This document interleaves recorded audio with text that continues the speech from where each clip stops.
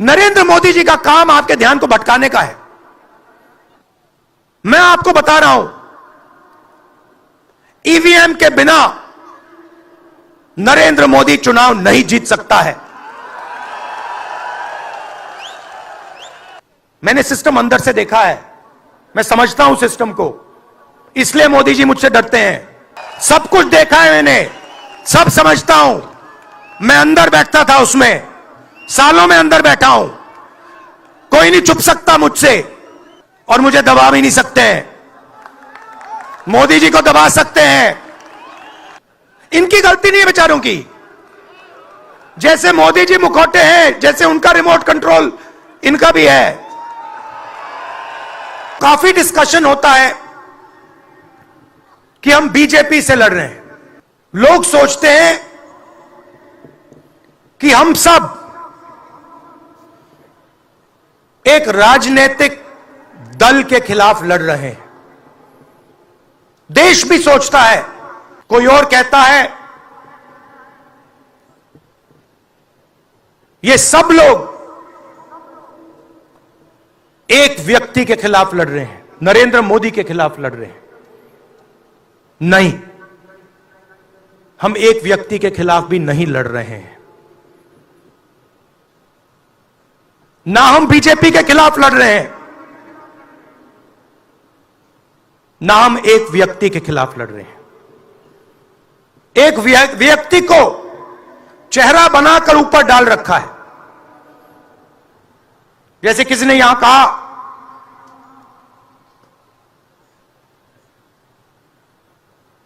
राजा की आत्मा ईवीएम में है। सही है, सही है।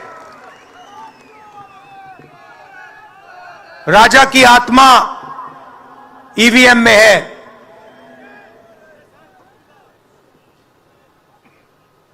हिंदुस्तान की हर संस्था में है,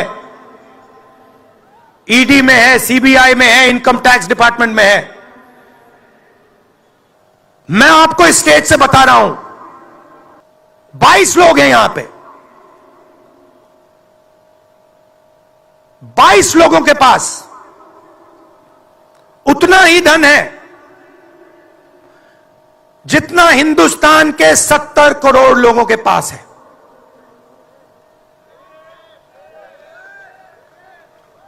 हिंदुस्तान में इंटरनेशनल एयरपोर्ट खुलवाने के लिए साल लग जाते हैं। 10 दिन में शादी के लिए इंटरनेशनल एयरपोर्ट खुल जाता है। वो ठीक है, कोई बड़ी बात नहीं है। अगर 10 दिन में शादी के लिए खुल जाता है वो ठीक है, करना है करो, मगर बाकी हिंदुस्तान में भी तो खोलो, बाकी प्रदेशों में खोलो। इन्होंने क्या गलती की है?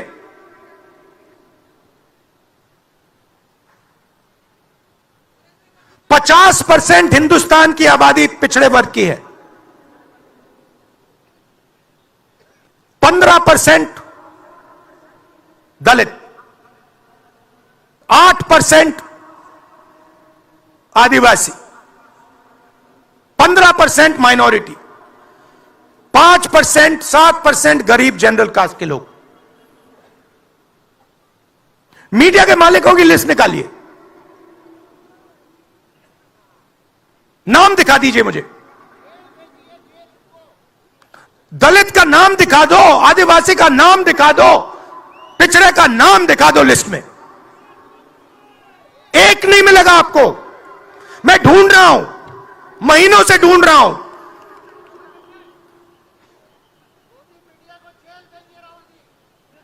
इनकी गलती नहीं है बेचारों की। जैसे मोदी जी मुखौटे हैं, जैसे उनका रिमोट कंट्रोल इनका भी है।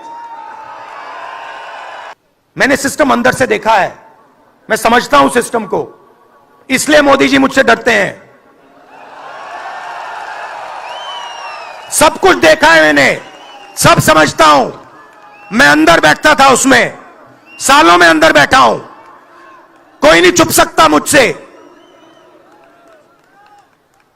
और मुझे दबा भी नहीं सकते हैं। मोदी जी को दबा सकते हैं। मैं आपको बता रहा हूं, ईवीएम के बिना नरेंद्र मोदी चुनाव नहीं जीत सकता है। इलेक्शन कमीशन से हमने कहा कि एक काम कीजिए, विपक्ष की पार्टी को यह मशीनें दिखा दीजिए, खोल के हमें दिखा दीजिए ये कैसे चलती हैं, हमारे एक्सपर्ट्स को दिखा दीजिए। इलेक्शन कमीशन नहीं दिखाता। फिर हमने कहा देखिए, इसमें से कागज निकलता है, वोट मशीन में नहीं है, वोट कागज में है। ठीक है, आप मशीन चलाइए, मगर कागज की भी गिनती कर दीजिए। इलेक्शन कमीशन कहता है नहीं, कागज की गिनती नहीं होगी। सिस्टम नहीं चाहता कि ईवीएम की गिनती हो जाए। नरेंद्र मोदी जी का काम आपके ध्यान को भटकाने का है।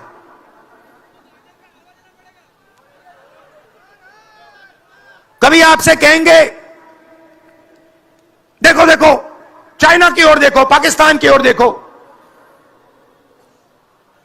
कभी कहेंगे देखो मेरा अपमान कर दिया। 40 साल से सबसे ज्यादा बेरोजगारी हिंदुस्तान में आज है। मीडिया में आपको एक मिनट के लिए नहीं दिखता। देखिए, मैं आपको एक बात कहता हूं, यहां मुंबई में किसी भी गुंडे को आप सीबीआई, ईडी और इनकम टैक्स पकड़ा दो, ठीक है, वो हो रहा है, वो ही हो रहा है। एक व्यक्ति ने इनको पकड़ रखा है, उनके पीछे एक और शक्ति है, वो कह रही है भैया आप देखो हमें ये एयरपोर्ट चाहिए। आपका एयरपोर्ट मुंबई का एयरपोर्ट है ना, आपने तो देखा, सीबीआई की इंक्वायरी हुई और उसके एकदम बाद मुंबई एयरपोर्ट अदानी जी को मिल गया। तो मैं आपसे कह रहा हूं कि इससे आपका नुकसान हो रहा है। नोटबंदी की, जीएसटी लागू की, जो हिंदुस्तान का रोजगार का सिस्टम था उसको खत्म कर दिया। चाहते हैं कि यहां सिर्फ 20-25 कंपनियों का राज हो। चाहते हैं कि ये जब छोटा धंधा चलाते हैं, सब्जी बेचते हैं, छोटे छोटे दुकानें चलाते हैं, चाहते हैं ये सब खत्म हो जाए और एक के बाद एक इनको खत्म कर रहे हैं।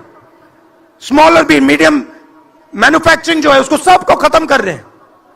यही लोग तो चाइना का मुकाबला कर सकते हैं। जो स्मॉल और मीडियम इंडस्ट्री है वही तो चाइना का मुकाबला करेगी, वही तो देश को रोजगार देगी। उस नींव को उड़ा रहे हैं। और आपको खड़ा होना पड़ेगा। आपके बिना काम नहीं बनने वाला। आप हो भारत माता, आप सब भारत माता हो और आपकी जिम्मेदारी बनती है, हमारी जिम्मेदारी है, मगर देश के युवाओं की भी जिम्मेदारी बनती है। और जो भी आप मुझसे करवाना चाहो, जहां भी आप मुझे बुलाना चाहो, मैं आपके लिए और इस देश के लिए हाजिर हूं। यह नफरत का देश नहीं है, यह मोहब्बत का देश है।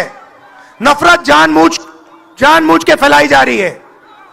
नफरत इसलिए फैलाई जा रही है कि आप अपना ध्यान इधर उधर करो और आपके जेब में से आपका पैसा लूटा जाए, छीना जाए।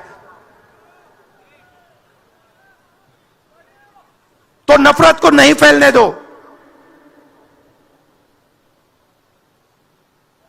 जैसे यात्रा से मैसेज निकला, हिंदुस्तान के दिल से मैसेज निकला, नफरत के बाजार में मोहब्बत की दुकान खोलो।